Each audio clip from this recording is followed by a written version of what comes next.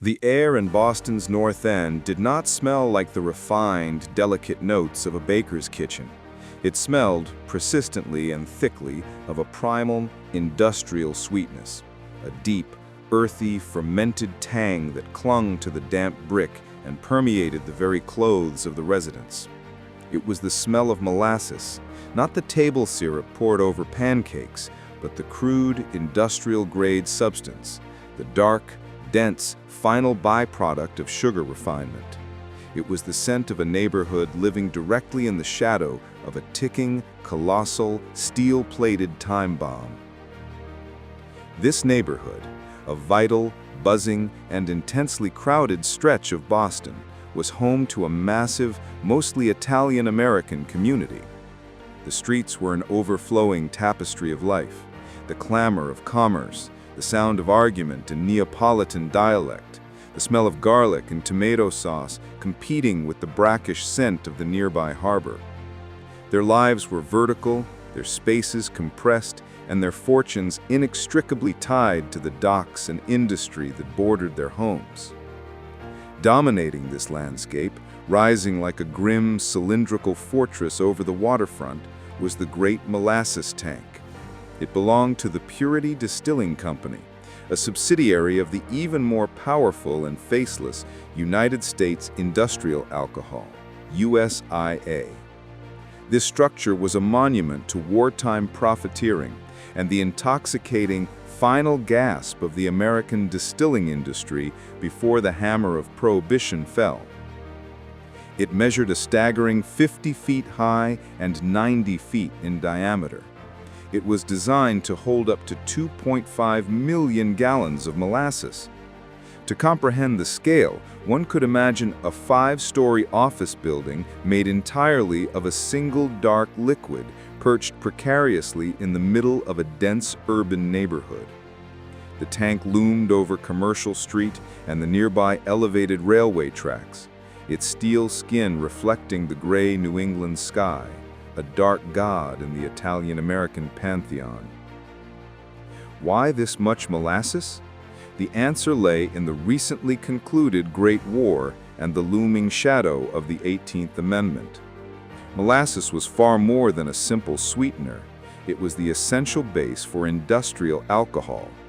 During World War I, this alcohol was crucial for producing munitions, specifically the smokeless powder and dynamite needed for the global conflict. The war had created an almost insatiable demand, and USIA, through Purity, had rushed to capitalize. They had been shipping vast quantities of the heavy syrup from Cuba and Puerto Rico, storing it in this monstrous tank before shipping it by rail to their distillery in Cambridge. Even as the armistice was signed in November 1918, the race had not ended. USIA was still frantically processing and storing the molasses. They knew prohibition was imminent, and distilling every last drop of that molasses into industrial alcohol and its more lucrative byproducts was their final, frantic grab for profit. The giant tank on Commercial Street was the physical embodiment of their corporate greed and the source of the neighborhood's low-simmering dread.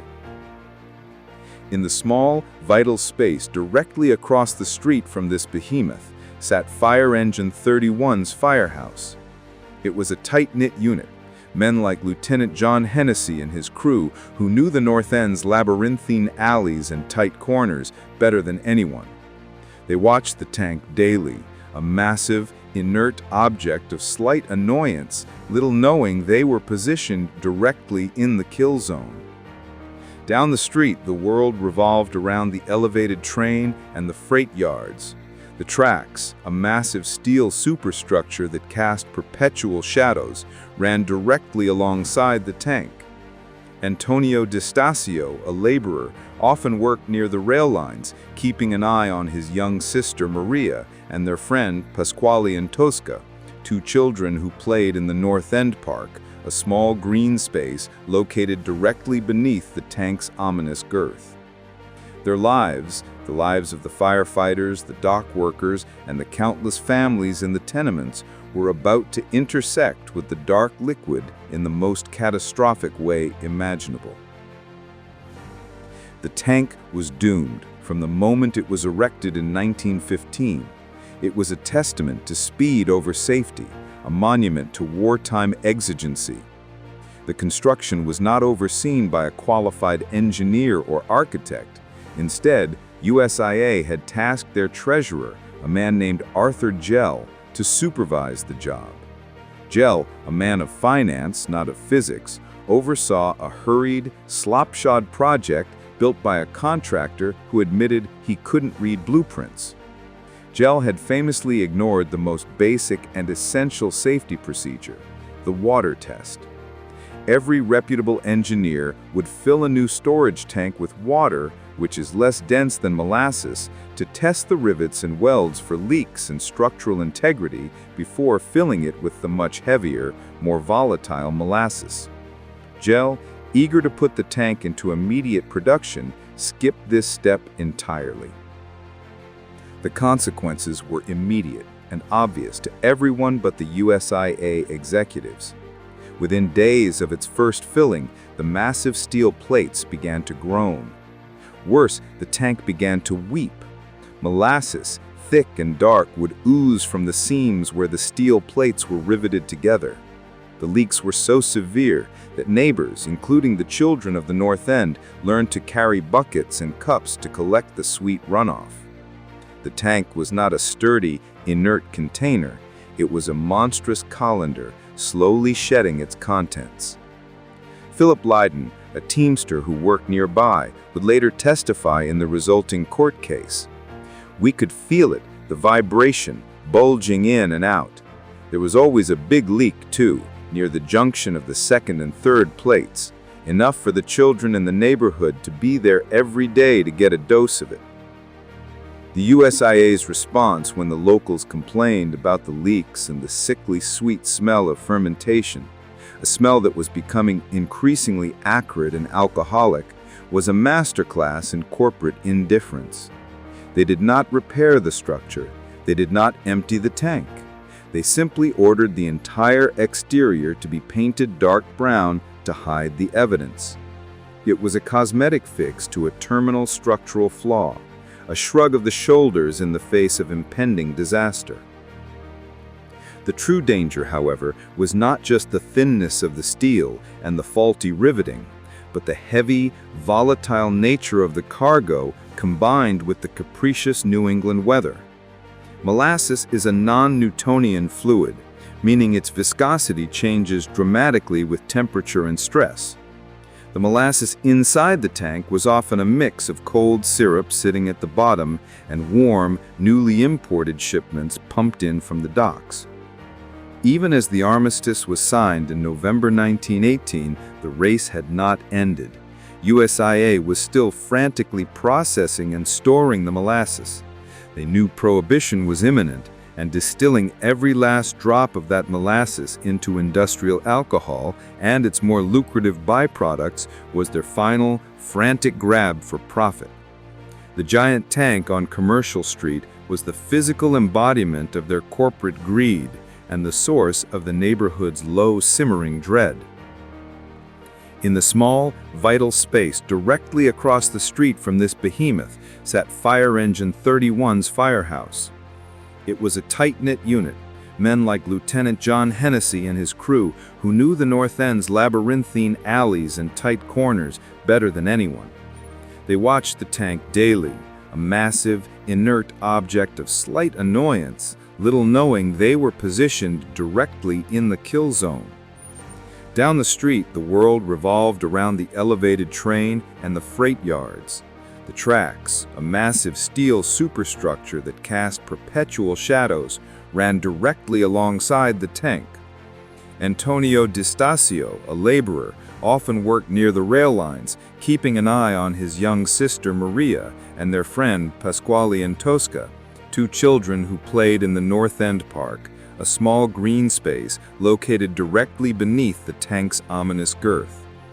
Their lives, the lives of the firefighters, the dock workers, and the countless families in the tenements, were about to intersect with the dark liquid in the most catastrophic way imaginable. Tuesday, January 15, 1919, was a deceptive day in Boston. It was mid-January, but an unseasonably warm spell had crept up the coast, pushing the temperature to a bizarrely balmy 40 degrees Fahrenheit. This sudden warmth was the final, fatal catalyst. The slightly warmer air further accelerated the fermentation process inside the tank, generating a final, insurmountable surge of internal pressure against the structurally failing steel plates. The time was just past noon, approximately 12:30 p.m., lunchtime. The North End was bustling with the quiet, post-lunch rhythm of a working-class neighborhood. The men of Engine 31 were finishing their meal in the firehouse. Children were running home from the North End Park to their tenement apartments. Laborers were moving freight cars beneath the elevated track. The world was at peace, the war over, and the promise of a quiet, if dry, 1919 seemed assured. And then the sound. It was not a single deep explosion like dynamite. It was a rapid, stuttering chorus, a sound witnesses would later describe as a machine gun burst or a cacophony of rivets shooting out like bullets. The low, steady pressure had finally found the weak points, the poorly drilled rivet holes and the thin steel, and the bottom two plates of the 5-story tank began to fail simultaneously. The machine gun rattle was followed instantly by a tremendous roar, a deep guttural sound that some survivors mistook for a passing elevated train derailing, or perhaps the long-feared return of enemy U-boats attacking the docks. The tank did not just leak, it catastrophically disintegrated. The steel shell, weighing hundreds of tons, ripped open, its massive half-inch thick plates peeling back like the rind of a fruit. In the space of less than a second, 2.3 million gallons of molasses, weighing approximately 13,000 tons, were violently unleashed. The result was an instant, non-negotiable tidal wave. The wave was initially estimated to be a monstrous 25 feet high. Because molasses is 1.4 times denser than water, it carried an unimaginable crushing force. It was not a gentle, flowing liquid. It was a dense, sticky, kinetic battering ram. The molasses hit the ground and instantly began to move as a gravity current, a viscous mudslide of death, reaching speeds estimated at 35 miles per hour. The first structure to meet the wave was the Engine 31 firehouse. The solid brick building stood no chance. The molasses struck it with the force of a wrecking ball, shearing the structure from its foundation and sweeping it into the middle of Commercial Street. The men inside, Fire Lieutenant Stephen J. Cloherty and his crew, were instantly buried or crushed in the collapse. Next, the wave slammed into the Boston Elevated Railway structure, a massive array of iron girders holding up the transit tracks. The force was enough to knock the entire structure 5 feet off its alignment. A massive freight train car was lifted and smashed against the tracks. But the most tragic impact was on the humans and animals in the street. Maria D'Estasio and Pasquale Itanska, the two children, were walking home for lunch. They were caught instantly in the flow. The wave was too fast, too large, and too dense to outrun. The molasses did not simply sweep people away, it trapped them. The speed and force of the initial impact leveled tenements and buckled the cobblestone streets. Then, the liquid's non-Newtonian nature took over. The cold January air, combined with the cold ground, began to thicken the molasses rapidly. People who were hit by the wave found themselves enveloped in a dense, suffocating substance. They could not swim in it. They could only flail. The more they struggled, the deeper the adhesive syrup seemed to hold them, like a fly on sticky paper. Rescuers would later describe seeing victims alive but unable to move, their faces covered in a suffocating brown mask. The Boston Post would write the next day, "Molasses, waist-deep, covered the street and swirled and bubbled about the wreckage. Here and there struggled a form. Whether it was animal or human being was impossible to tell. Only an upheaval, a thrashing about in the sticky mass showed where any life was. Horses died like so many flies on sticky fly paper. The more they struggled, the deeper in the mess they were ensnared. Human beings, men and women, suffered likewise. The fatalities were swift and brutal. Some victims were crushed by the initial surge and the accompanying debris of splintered wood and collapsed steel. Many were suffocated, either by the molasses filling their mouth and lungs, or by the immense weight of the syrup pressing on their chest. Dozens of horses, crucial to the city's transport, were immediately immobilized and drowned. In less than 5 minutes, the deadly surge was over.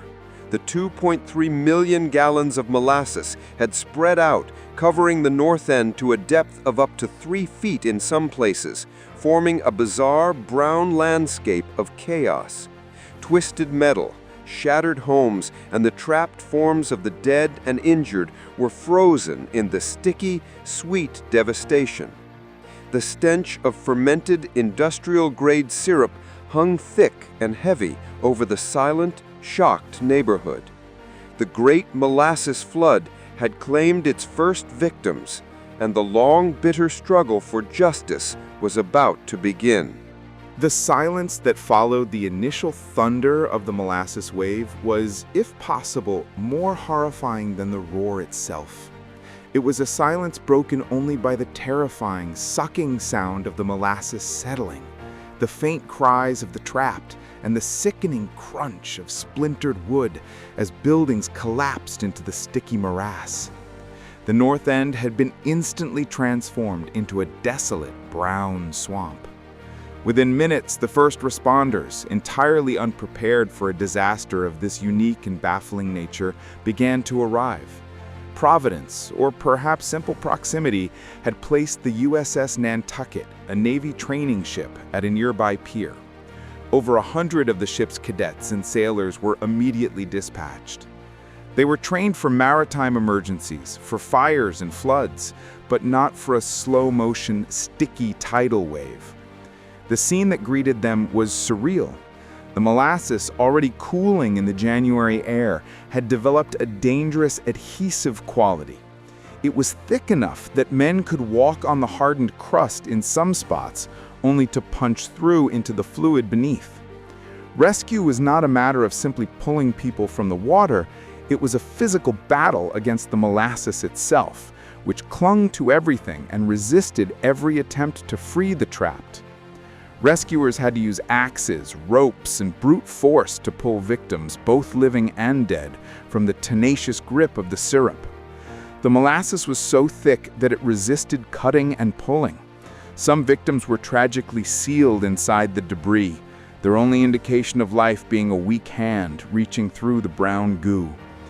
For the injured still alive, the chilling knowledge was that the more they struggled, the more exhausted they became, allowing the heavy syrup to fill their lungs and press the life out of them. The firefighters of Engine 31, who should have been the first to respond, were now among the victims. Lieutenant Clawforty and several of his men lay buried beneath the rubble of their own firehouse, which had been crushed flat. Other victims included municipal workers from the Department of Public Works building, which was completely leveled, and immigrant families trapped inside their tenement apartments.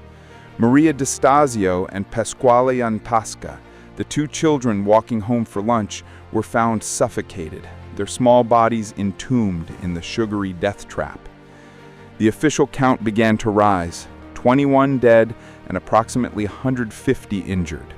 But the true number of those affected, those left homeless, orphaned, or traumatized, was far higher. The cleanup was a Sisyphean nightmare. The molasses was everywhere. It clung to telephone wires, coated the elevated railway tracks, and sank deep into the cobblestones. Anyone who walked through the area carried the sticky residue with them. Soon the molasses was tracked onto subway seats, into public phones, and across carpets throughout the city. City workers realized that conventional water pressure was ineffective. The molasses was too viscous. A genius solution came from the harbor: salt water. Fireboats, including Engine 31's own fireboat, which had been spared the destruction since it was docked in the harbor, began to pump massive volumes of salt water from the bay. The salinity of the seawater helped break down the molecular structure of the molasses, allowing it to be washed away. For weeks, hoses sprayed continuously, washing millions of gallons of molasses into the harbor. The water in the bay turned brown for months. The job required an estimated 80,000 man-hours of labor, carried out over weeks of frigid effort. Even after the streets were ostensibly cleared, the sickeningly sweet, fermented scent of molasses lingered over the North End neighborhood for decades, especially on warm summer days, serving as a permanent, ghostly reminder of the disaster. The very ground had been poisoned by the sweet, dark tide. In the wake of the disaster, the outrage was immediate and fierce. The tragedy was not perceived as an act of God, but a clear act of corporate negligence. Within weeks, 119 residents and family members banded together to file a colossal class action lawsuit against the United States Industrial Alcohol Company. This was one of the first major class action suits of its kind in Massachusetts, setting the stage for a legal battle that would last for more than 6 years.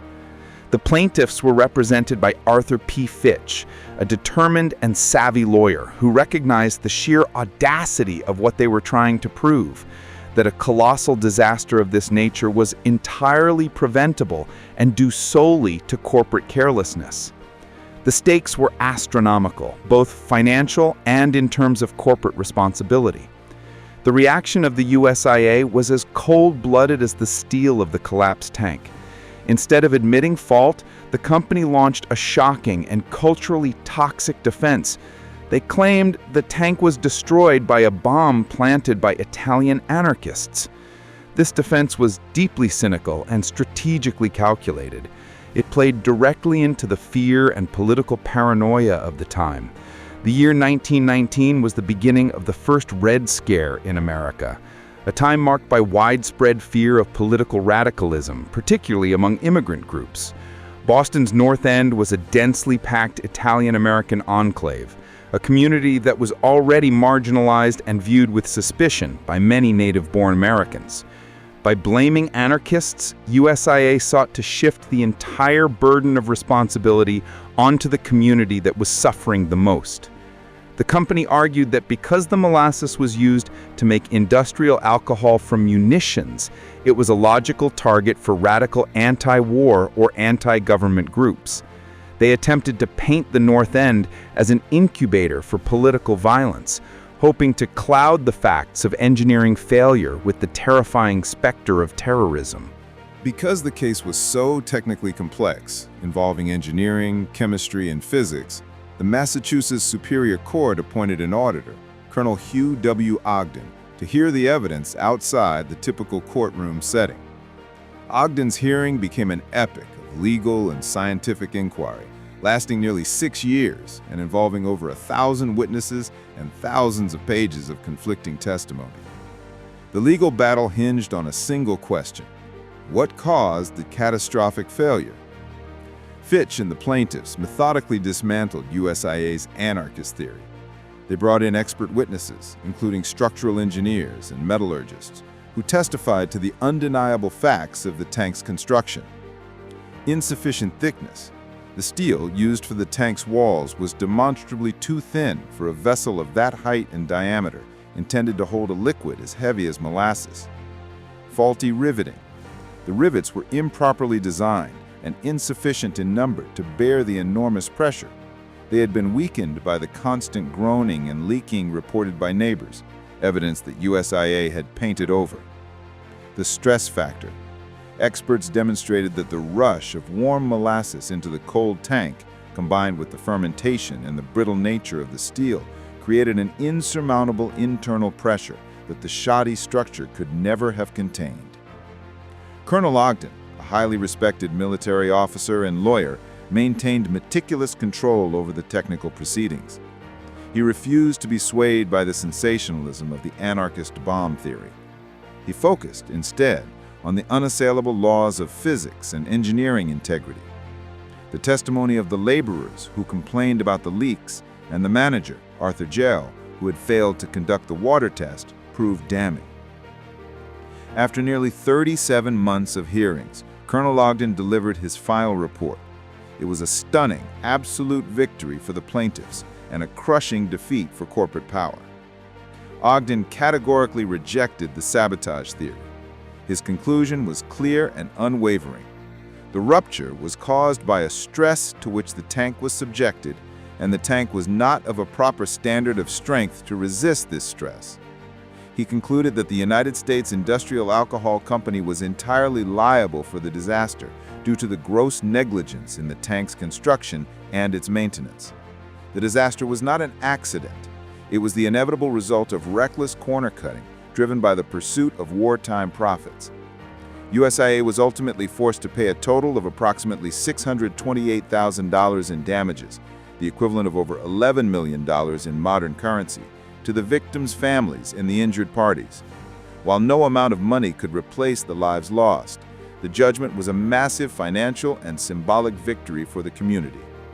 Relatives of those killed reportedly received about $7,000 per victim, a substantial sum for working-class immigrant families at that time. The Great Molasses Flood is remembered today not just as a bizarre, deadly anomaly, but as a genuine watershed moment in American regulation and law. Its consequences reverberated far beyond the sticky streets of the North End. Birth of professional engineering standards. As a direct result of the disaster and Ogden's ruling, the state of Massachusetts, and soon many states across the nation, adopted laws requiring that structural engineers and architects inspect and approve all plans for major construction projects. This marked the end of the era where a non-engineer like Arthur Gell could oversee a major industrial build without technical accountability. Taming big business. The case marked a symbolic turning point in America's attitude toward unchecked corporate power. For the first time, a large, powerful corporation was held definitively and publicly accountable for prioritizing profit over public safety. The ruling proved that American tort law had the teeth to enforce accountability, effectively ending the period when big business faced no government restrictions on its activities and no consequences. Protecting vulnerable communities. The lawsuit became a powerful statement for the rights of immigrant and working-class communities, proving that even a powerful industry could not simply build a dangerous structure in a densely populated area and hide behind cynical political attacks when that structure failed. Today, the site of the disaster is a small baseball field and a park. A small plaque commemorates the event, a quiet, modest marker for a day of unique horror. But the Great Molasses Flood remains an astonishing, terrifying, and profoundly informative American story. A sticky, bizarre monument to the human cost of negligence and the hard-won, transformative victory of justice over greed. The sweet smell is gone, but the unforgettable legacy of corporate accountability endures. The true tragedy of the Molasses Flood lies not in the bizarre physics of the disaster, but in the ordinary lives it instantaneously extinguished or irrevocably damaged. The North End was a community built on close bonds and hard work, and the flood indiscriminately swept away breadwinners, children, and public servants. Antonio D'Estatio was one such figure, a young man who had just begun to carve out a life for himself as a laborer near the docks. He had been looking after his younger sister, Maria D'Estatio, just 10 years old, as she hurried home from school for a midday meal. They were accompanied by their friend, Pasquale Antosca, also 10. The three children, laughing in the unseasonably warm air, were the embodiment of the North End's hope. They were caught at the periphery of the initial blast, not crushed, but enveloped. The molasses, warm at first, clung to them, its weight and density too great for their small frames to overcome. Their desperate movements only sealed their fate, sinking them deeper into the clinging, suffocating mass. Another heartbreaking loss was that of John J. Barry, a 43-year-old teamster. Barry was known for his love of horses, driving them daily through the congested streets. He was attempting to navigate his team when the wave hit. The horses, magnificent animals instantly trapped and panicked, thrashed violently, dragging their driver into the worst of the syrupy wreckage before succumbing to suffocation.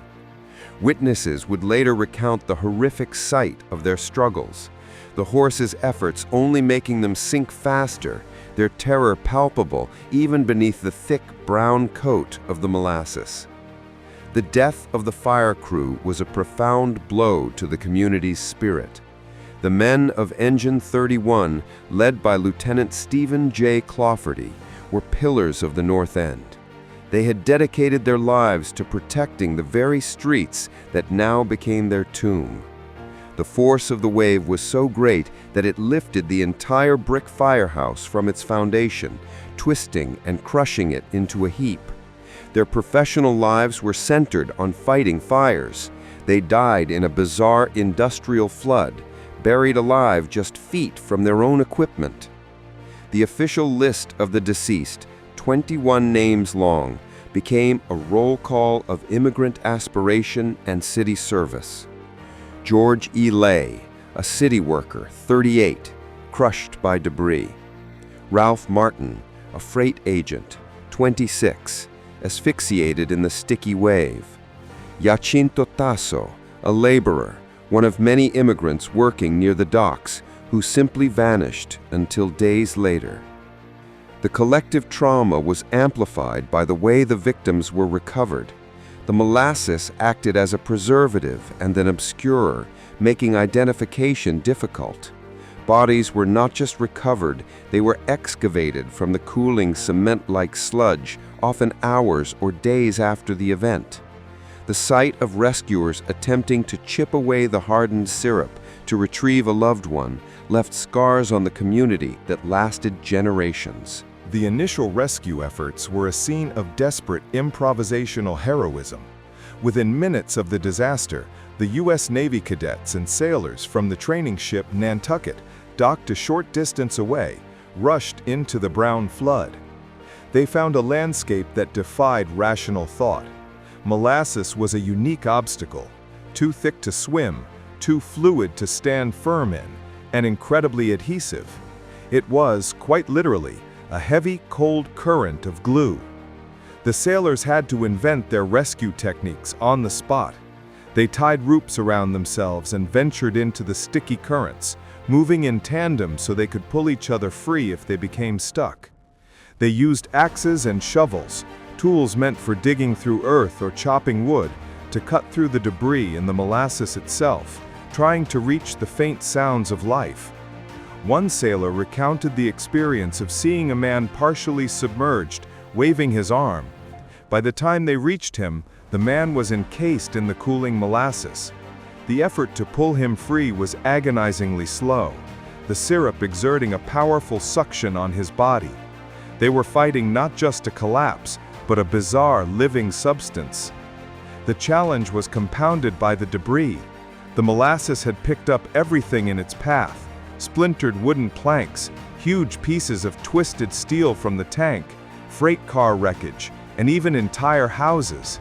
It was an instant sticky concrete, embedding dangerous shrapnel alongside living victims. The sailors' primary focus quickly shifted from recovery to simple survival for those still breathing. They prioritized anyone who was not entirely submerged, using their bodies to shield the trapped from the weight of the debris.